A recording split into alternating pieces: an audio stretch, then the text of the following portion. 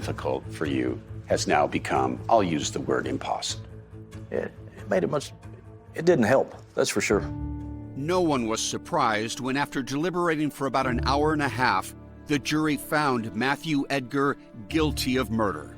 But he was still on the loose, out there somewhere, an armed threat to himself and the community. I mean, I think that it was like a scary time because it's Hemphill. He knows where everybody lives at.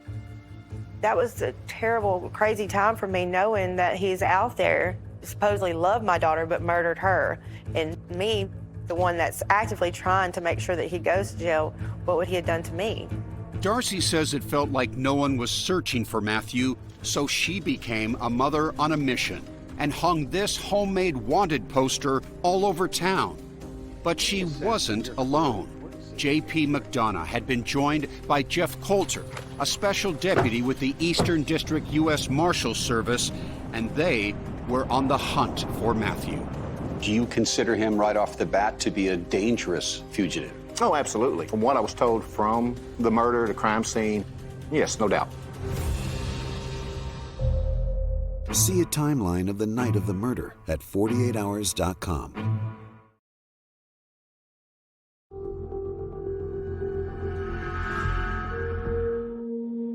But her car was right here before the sign. This is the very spot where 19-year-old Livye Lewis was murdered. Now a memorial lovingly tended to by her mother, Darcy. I just want everyone to remember what happened here, what Livye had to go through. It's also a place that Darcy is convinced Matthew Edgar visited after becoming a fugitive. I just felt it as a mother. I was like, he's coming here. He's not far. Darcy says she also heard rumors that Matthew's mother had been spotted buying her son's favorite cigarettes and liquor in large quantities. Where's she taking them to? 1 week after Matthew ran from the law, Jeff Coulter, a special deputy with the U.S. Marshals, was asked to take over the manhunt.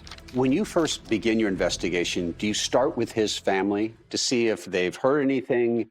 No, I don't like being lied to. I've already heard their stories claiming she was killed by the cartel, so no, I didn't even waste my time. Coulter says he quietly spent nearly a year working with the sheriff's office and other law enforcement agencies around the country to chase down every lead that came their way. We had put in a lot of hours, a lot of weekends, a lot of late nights. Then a tip that Matthew might actually be hiding in plain sight, just yards from his grandparents' property, in this house. It looked great, it sounded great, but we physically have to put eyes on him before we make a move on this residence. The house, which belonged to a family friend, was surrounded by woodlands. So Coulter enlisted the aid of 2 wardens with Texas Parks and Wildlife Department. The plan?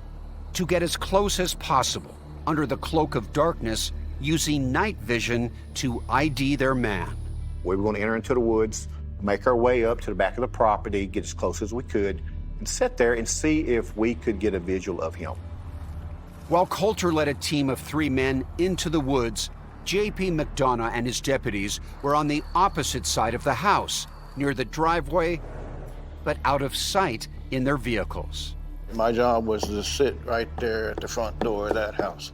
If Coulter and his men made a positive ID on Matthew, they would finally have him cornered. We went in about 4:30 in the afternoon. We knew it was going to get dark about 5:30.